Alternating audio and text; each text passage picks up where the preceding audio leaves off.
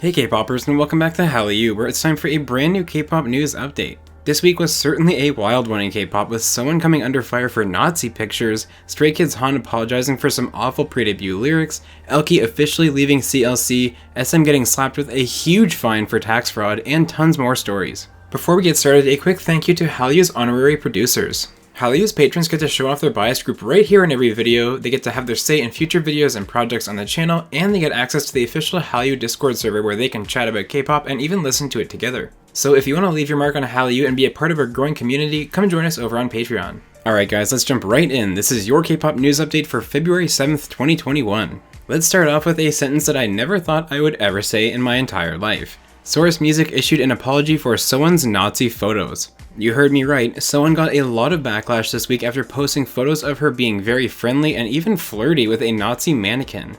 There's a lot to talk about here, but let's add a bit of backstory first. Namely, why was there a Nazi mannequin on the set of their comeback? The reason is that they rented a cafe in Paju for a filming location, and the set design team did not pick up on the fact that there was a Nazi costume when they looked through the set. Basically, source says it slipped through the cracks somehow. Anyways, the photos were deleted pretty quickly by Sowon, but this started up a whole conversation about GFriend's history of having references to Nazis. On a 2016 V Live, it came out that Shinbi has Sowon stored in her phone as Kittler, the H being replaced with the K from Sowon's last name Kim. Additionally, Yuju's song Secret from the Alice OST has a pretty questionable reference to the Holocaust. I'm not going to draw any hard conclusions from that, but the fact is that Source did apologize for this latest incident. They said in part, "We apologize for not being able to check in advance that there were inappropriate props at the shooting site, nor were we able to thoroughly inspect the contents during the filming and uploading process, and we did not pay close attention to the historical facts and social issues." They went on to say, "The problematic part of the related video has been fixed. The artist herself recognized the meaning of the picture, was very surprised and immediately deleted the picture, and she felt deeply responsible and apologetic for posting the photo." This is honestly a pretty vague apology, but it's an apology nonetheless. Do you think this was all an honest, unfortunate mistake, or do you think it was done in poor taste? Definitely let me know which side you come down on in the comments.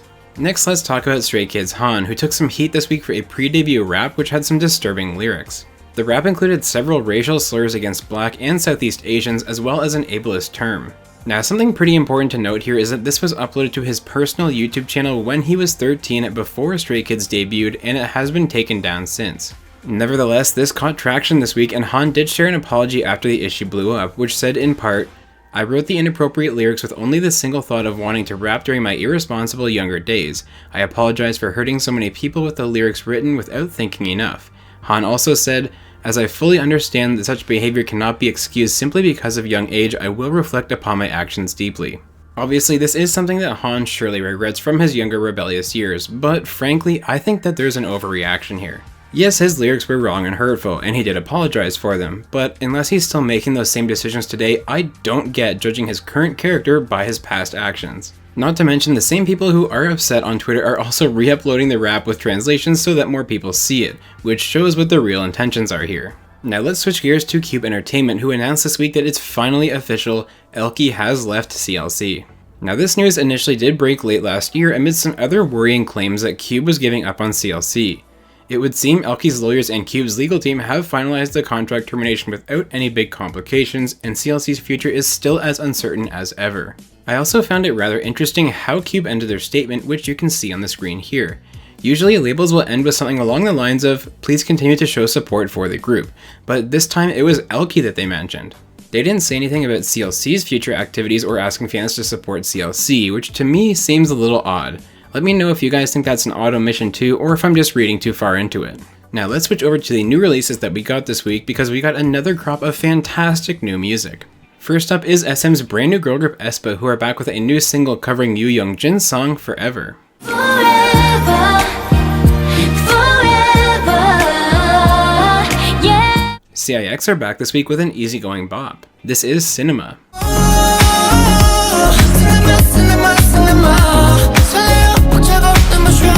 Hyuna is in charge in this MV for her follow-up single Good Girl.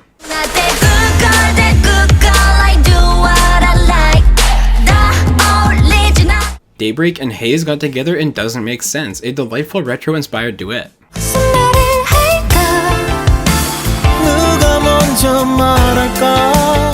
Speaking of collabs, Momoland and Chromance released this MV for the viral TikTok song Wrap Me in Plastic. So wrap me in plastic and make me shine. We can make a dollhouse, follow your design.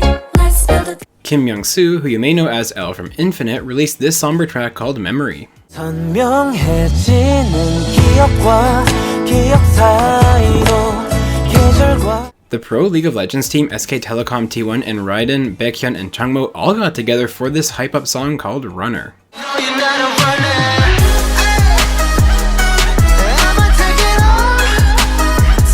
Soloist BB is back with Eat My Love, a funky track that's easy to jam out to. yeah. Feel me, feel you. I got some love. Feel me, feel you. And last but not least, Purple Kiss dropped another pre-debut single, this one being called Can We Talk Again. Can we talk again? Can we try again? As always, let me know what new songs you've really been enjoying this week down in the comments. My pick for the week is Purple Kiss. I was really impressed at how different this was from their previous pre-debut release, and I thought that they nailed the vocals too. Alright, now back to the news where we got a glimpse of OT9 twice. While accepting an award at the Seoul Music Awards, Jungyeon made a surprise appearance and completed the group after a long hiatus due to her health. What a great treat for onces. A big congratulations to all the idols graduating from the Seoul Performing Arts High School. This crop of graduates includes April's Rachel, Luna's Yeojin, Nature's Sunshine, Dreamnote's Eunjo, Cherry Pulp's Chaedin, Wikimiki's Lucy, Red Square's Bowman, Stray Kids' IN, Treasure's Bang Ye-dam, and G-Crunch's Dylan. And while we're recognizing achievements, congratulations to G-Idol's Miyeon and actor Nam Yoon-soo, who will be the new MCs on M Countdown.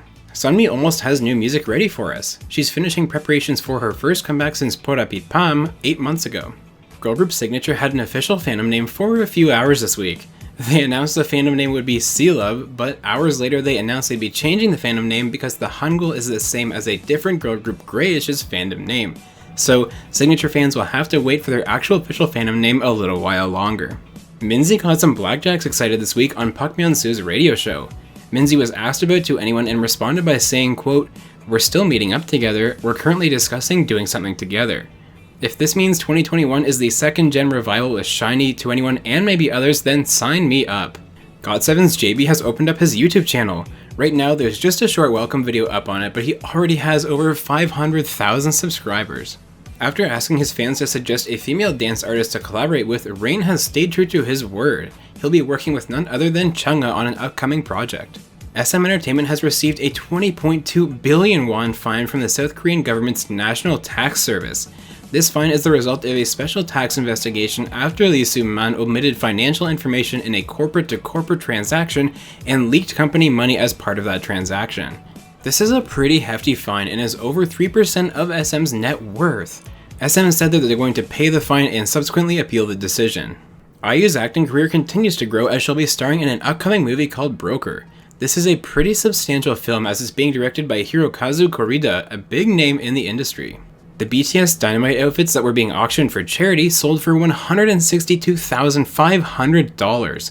The initial estimate on the site was going to be between $20,000 and $40,000, so this is a big surprise. On and Off will be back soon. According to WM Entertainment, the boys are scheduled to have a comeback at the end of this month and it will be a full album. BTS's virtual concert Map of the Soul 1 was the highest grossing virtual concert of 2020. It raked in over $44 million from about 993,000 fans around the world who paid to see the show. Super Junior fans got some disappointing news this week as the boy group's 10th album has been once again delayed. The new release date is set for March 16th, but if the past is any indication, I wouldn't hold my breath just yet. Cube has finally announced Pentagon Hui's updated military enlistment date after delaying it late last year. Hui will be enlisting in the military on February 18th and will be a public service worker after his training is complete.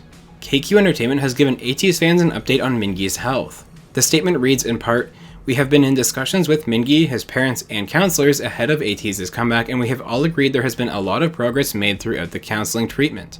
However, we also came to the conclusion that Mingi should continue to focus on recovery, as everyone agreed that Mingi making his return when he's not fully recovered could cause future concerns for not just Mingi but all the ATEEZ members. So please understand that ATEEZ will continue to promote with 7 members instead of 8. So, hopefully, Mingi continues improving as he has been and will return to the lineup soon." FNC Entertainment is following the trend and forming new sub-labels. The first is FNCB, which will be focused on trot music, and the second is FNCW, which will be focused on girl groups. FNCW includes Cherry Bullet and a second girl group that is working on their debut. Alright, now let's talk about what happened on music shows this week, and would you believe it, we finally had a full week of 6 music shows.